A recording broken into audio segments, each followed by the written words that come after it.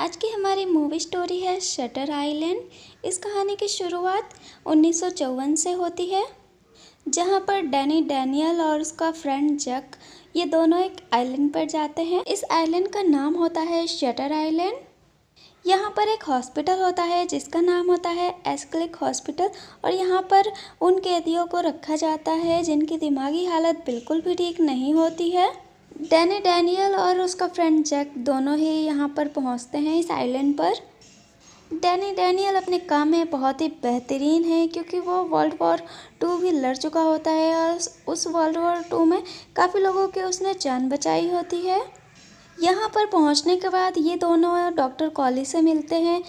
यहाँ पर ये दोनों एक केस के सिलसिले में उसकी खोजबीन करने के लिए आए होते हैं। रिचर्ड सोलांडो, जो कि अपने कमरे से गायब हो चुकी होती है और उन्हें डैनियल ढूंढ रहा होता है, वो एक पेशेंट होती है। यहाँ पर ये दोनों ये पता लगाने की कोशिश कर रहे होते हैं कि रिचर्ड सोलांडो कहाँ गई आखिर और कमरे में से गायब कैसे हो गई। फिर डॉक्टर कॉली उन दोनों को रिचर्ड सोलांडो के कमरे में लेके जाते हैं। वहाँ पर यह दिखाया जाता है कि रूम की दरवाजे भी बाहर से बंद थी और खिड़कियाँ के सलाखें भी बिल्कुल ठीक है। फिर वो गायब कैसे हो गई। डॉक्टर कॉली रिचर्ड सोलांडो के बारे में ये भी बताते हैं कि उसने अपने 3 बच्चों को अपने घर के पास वाले झील में डुबोकर मार दिया, और वो विडो थी, उसका पति पहले ही मर चुका था। और वो ये भी बताते हैं कि रिचर्ड सोलांडो ने कभी ये माना ही नहीं कि उनके बच्चे मर चुके हैं, उन्हें उसने खुद ने मारा है। वो आज भी अपने बच्चों को ये सोचती है कि वो जिंदा है, और उसने अपने दिमाग में एक काल्पनिक ढांचा तैयार कर लिया है, और वो हम सबको अपना प्लम्बर ड्राइवर अपने कहानी का एक पात्र समझती है, जबकि सच्चाई तो ये है कि उसने खुद ने अपने बच्चों को मारा है। डैनियल जब उसके कमरे की छानबीन कर रहा होता है तो उसे एक कागज़ का टुकड़ा मिलता है। उस कागज़ के टुकड़े पर लिखा होता है the law of 4 who is 67। यह किसी को नहीं पता होता है कि रिचल ने इस कागज़ पर यह क्या लिखा है। वो उस कागज़ के टुकड़े को अपने पास रख लेता है और फिर सभी स्टाफ से पूछताछ करता है कि आखिर रिचल कहाँ गायब हो गई, वो कैसे भाग गई यहाँ से।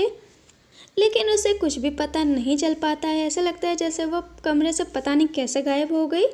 उसके बाद कॉली डैनियल और जक को एक डॉक्टर से मिलवाता है जिसका नाम जर्मी होता है। ये एक जर्मन डॉक्टर होता है जो कि इमिग्रेशन के जरिए अमेरिका में सेटल हो चुका होता है। डैनियल वर्ल्ड वॉर 2 में था। डैनियल अमेरिकन सेना के साथ मिलकर डकौसिस रूस लोगों को नाज़ी सेना के अत्याचारों से मुक्त कराया था। इसी वजह से डैनियल जर्मन से नफरत करता है और यहाँ पर उसकी नोकझोंक हो जाती है डॉक्टर जर्मन से। डैनियल पूरे स्टाफ और पेशेंट की फ़ाइल मांगता है। डॉक्टर उसे फ़ाइल देने से इनकार कर देते हैं, जिसकी वजह से डैनियल काफ़ी ज़्यादा नाराज़ हो जाता है और वो बोल देता है कि कल मैं यहाँ से जा रहा हूँ और फाइल इसकी तैयार करके दे दूँगा। और इसके बाद डैनियल को सोते जागते सब हर जगह उसे यही लगता है कि कभी वो अपने पत्नी के साथ होता है, तो कभी वो वर्ल्ड वॉर में था, जर्मनी में था, तो कभी कहीं था, तो कभी रिचल के पास था, तो कभी कुछ वो सोचने लगता है और उसको यही सब दिखता है। सबसे परेशान होकर डैनियल यहाँ से जाना चाहता है, पर बहुत तेज़ बारिश होने लगती है तो वो यहाँ से निकल नहीं पाता है। फिर वो डॉक्टर कॉली से कहता है कि मुझे उन सारे पेशेंट के इंटरव्यू लेने हैं जो कि सोलांडो के साथ ग्रुप सेशन में थे, और डॉक्टर इसके लिए मान जाते हैं।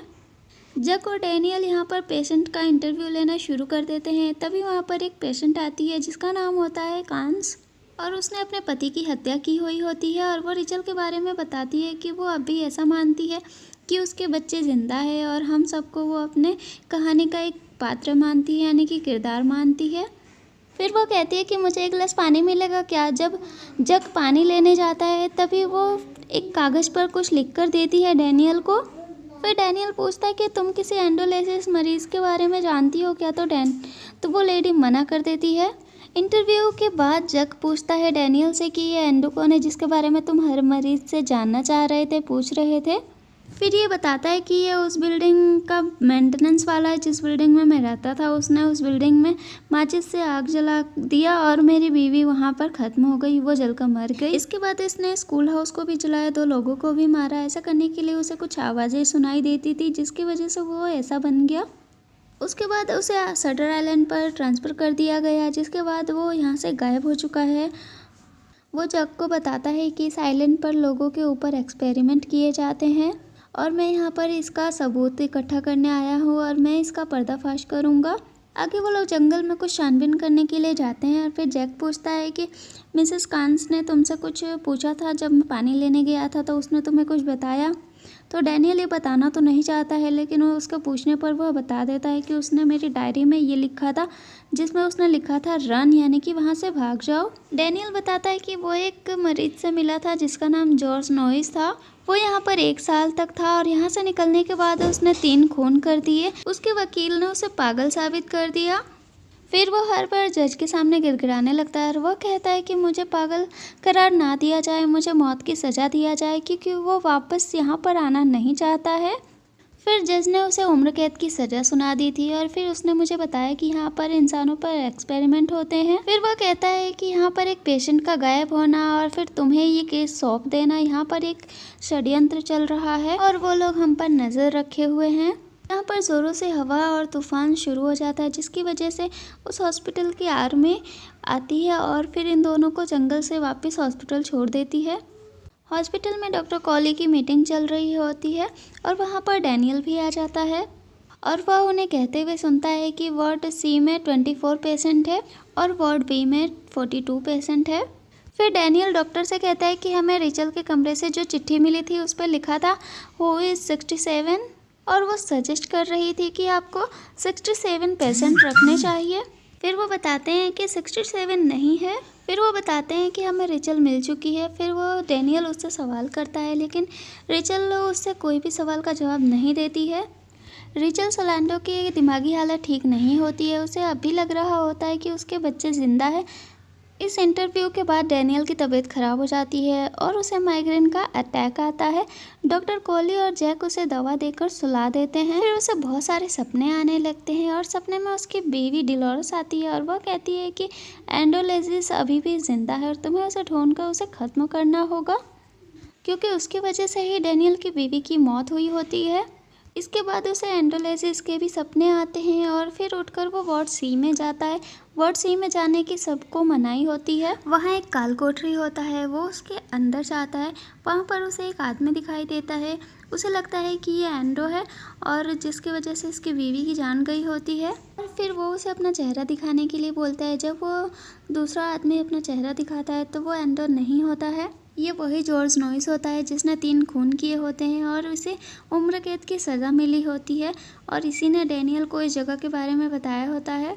जॉर्ज के पूरे शरीर पे बहुत सारे घाव के निशान होते हैं। डैनियल पूछता है कि ये सब किसने किया है, तो वो बोलता है कि ये सब तुमने किया है, तुम्हारी वजह से हुआ है ये सब। तुम्हें क्या लगा है, तुम यहाँ पर छानबीन करने आए हो? तुम यहाँ पर भूल भुलैया में फंस चुके हो, तुम यहाँ पर फंसे हुए एक चूहे हो। फिर यहाँ पर जॉर्ज और डैनियल में बातचीत शुरू होती है और वो बोलता है कि क्या तुम अकेले आए हो यहाँ पर? तो डैनियल कहता है कि नहीं, मेरा एक पार्टनर भी है। फिर जॉर्ज बोलता है क्या तुमने उससे पहले भी उसके साथ काम किया है? तो डैनियल कहता है कि नहीं, पर मुझे इंसानों की परख है। और जॉर्ज कहता है कि इसका मतलब है कि वो जीत चुके हैं, अब वो मुझे लाइट हाउस में लेकर जाएंगे और मेरा दिमाग को काट डालेंगे, वो एक्सपेरिमेंट करेंगे। यहाँ पर एक लाइट हाउस भी होता है जिसके अंदर किसी को भी जाने से मना होता है। जॉर्ज कहता है कि एंडोलेजिस को मारना और सच को ढूंढना, तुम ये दोनों एक साथ नहीं कर सकते हो। तुम्हें इन दोनों में से किसी एक का चुनाव करना होगा। जॉर्ज कहता है कि तुम्हें अपनी बीवी को भी जाने देना होगा। दरअसल यहाँ पर डैनियल के ख्यालों में, उसके सपनों में हर जगह उसकी बीवी आती रहती है और यहाँ पर भी उसकी बीवी सामने आ जाती है। जॉर्ज कहता है कि अपनी बीवी को यहाँ से जाने दो। तो यहाँ पर डैनियल कहता है कि नहीं, मैं ऐसा बिल्कुल भी नहीं कर सकता। यहाँ पर जॉर्ज कहता है कि फिर तो तुम यहाँ से कभी भी नहीं निकल पाओगे। रिचर्ड कहता है कि तुम जिसे ढूंढने आए हो वो यहाँ पर नहीं है, इसका मतलब कि वो एक ही जगह पे हो सकती है। फिर यहाँ पर डैनियल कहता है कि लाइट हाउस। फिर वो वहाँ से चला जाता है और नेक्स्ट डे अपने फ्रेंड जैक के साथ डैनियल उस लाइट हाउस की तरफ जाता है। ये दोनों एक चट्टान पर चढ़ जाते हैं। यहाँ पर जैक मना करता है आगे जाने से। वो बोलता है कि अंधेरा होने वाला है, आगे जाने अच्छा नहीं रहेगा। तो यहाँ पर डैनियल मना करता है और वह कहता है कि मुझे आगे जाना ही होगा। फिर डैनियल जैक को छोड़कर आगे चला जाता है। आगे जाने के बाद उसे रास्ता नहीं मिल पाता है तो वापस वो उसी जगह पे आ जाता है, बट वह देखता है कि वहाँ पर जैक नहीं होता है।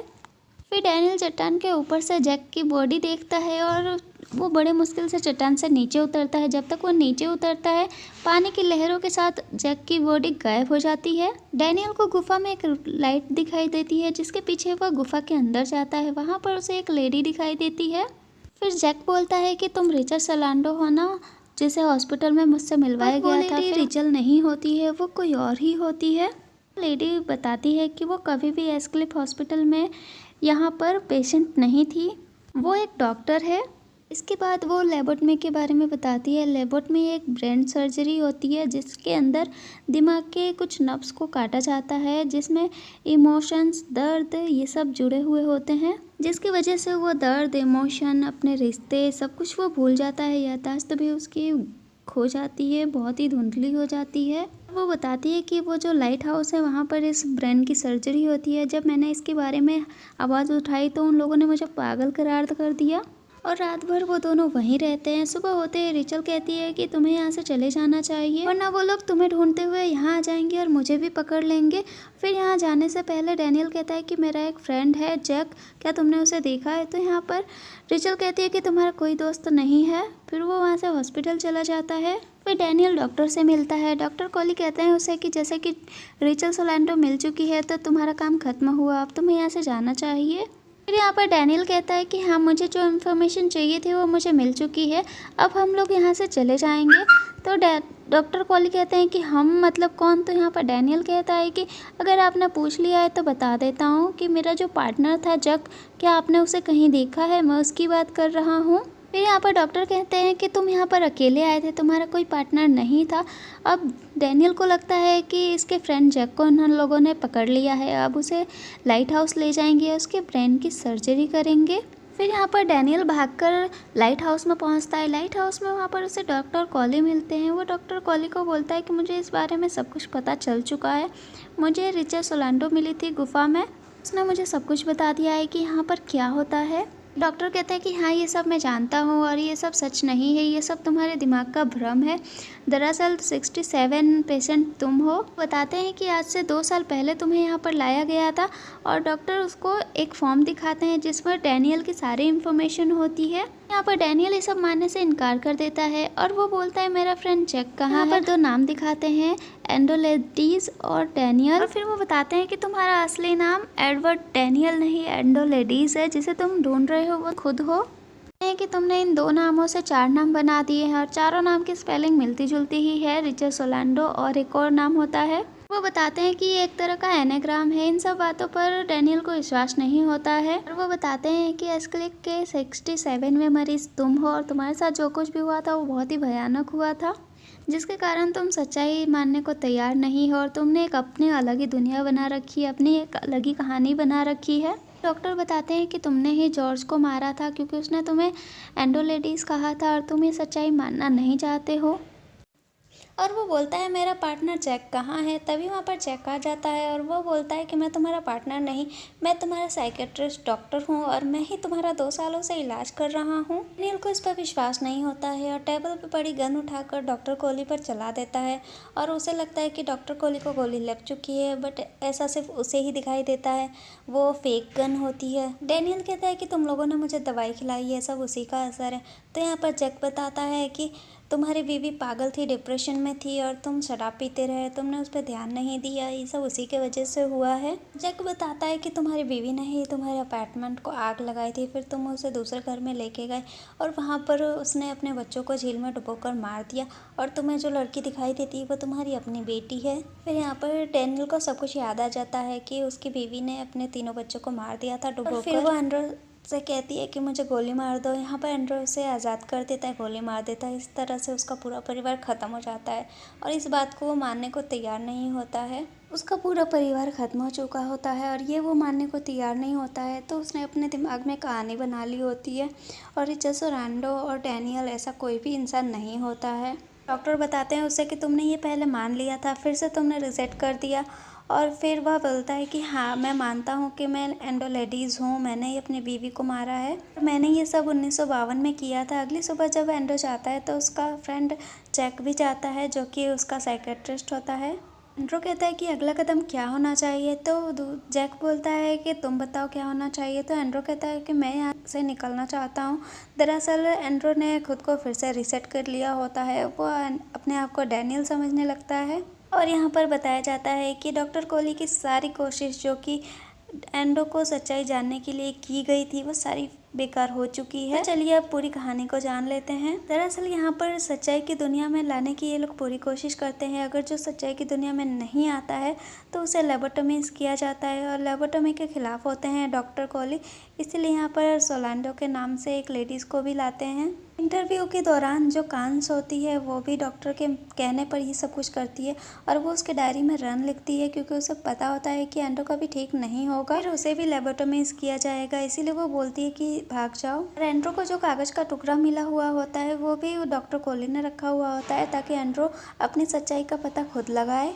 एस्क्लिफ हॉस्पिटल का 67 मरीज एंडो होता है। वो डॉक्टर चाहते थे कि वो अपनी बनावटी दुनिया से बाहर आए और होता भी ऐसा है, उसे सब कुछ याद आ जाता है। लेकिन अगली सुबह ही अपने डॉक्टर शियन को वो चक कहकर बुलाता है, यानी कि वो सब कुछ भूल चुका होता है। डॉक्टर शियन डॉक्टर कोली की तरफ इशारा करते हुए बताते हैं कि आपकी मेहनत बेकार हो चुकी है और अब उसे लेबोटोमी इसके लिए ले जाया जाएगा। फिर एंडो डॉक्टर शियन से कहता है कि क्या अच्छा होगा, एक मॉन्स्टर की तरह जीना या फिर एक भले आदमी की तरह मर जाना।